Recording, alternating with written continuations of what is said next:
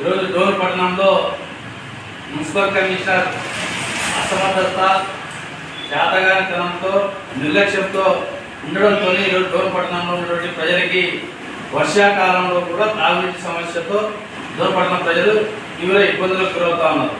ఈరోజు గాలిదున్న ప్రాజెక్టు నుంచి డోర్ పట్టణ ప్రజలకు అందిస్తున్న సాగునీరు పైన నెలకు 4 సార్లు 5 సార్లు కమిషనర్ సోషల్ మీడియా ద్వారా, పత్రికల ద్వారా 2 రోజులు 3 రోజుల పాటు నీటి సరఫరా బంద్ అవుతూ ఉంది, పలానా చోట పైప్ లైన్లు లీక్ అవుతూ ఉన్నాయని చెప్తా ఉన్నాడు.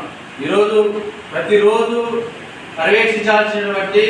ప్రతిరోజు పర్యవేక్షణ చేయాల్సినటువంటి సిబ్బందిని పర్యవేక్షించాల్సి వారితో పనిచేయించినటువంటి కమిషనరు ముద్రిద్ర పోతా ఉండడంతో ఈరోజు డోన్పట్నంలోని ప్రజలకి తాగునీటి సమస్య ఏర్పడతా ఉంది. ఇలాంటి కమిషనర్ డోన్పట్నం మున్సిపాలిటీలో ఉండడంతో ఇక్కడ స్థానికంగా ఉన్నటువంటి ఎమ్మెల్యే గారికి కూడా చెడ్డ పేరు వస్తుందని కూడా సిపిఎం పార్టీగా తెలియజేస్తా ఉన్నాం.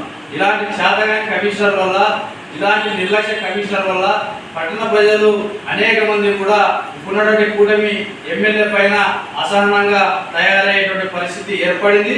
ఇలాంటి కమిషనర్ పైన ఎమ్మెల్యే గారు తక్షణమే చర్యలు తీసుకునే విధంగా, బదిలీ చేసే విధంగా ఎమ్మెల్యే గారు ఆలోచన చేయాలి.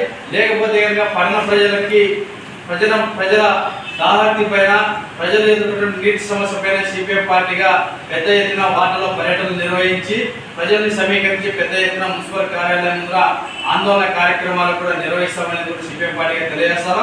రాబోయేటువంటి కాలంలో ప్రజలు ఎదుర్కొంటున్న తాగునీటి సమస్య పైన, అదేవిధంగా గాలిదున్న ప్రాజెక్టు నుంచి డోర్ పట్టణానికి సరఫరా అయినటువంటి ఈ పర్యవేక్షించాల్సినటువంటి కమిషనర్ ఇలాగే వివరిస్తే రాబోయేటువంటి కాలంలో పెద్ద ఎత్తున సిపిఎం పార్టీ ఆధ్వర్యంలో పోరాటాలు కూడా నిర్వహిస్తామనేది కూడా హెచ్చరిస్తా ఉన్నాం.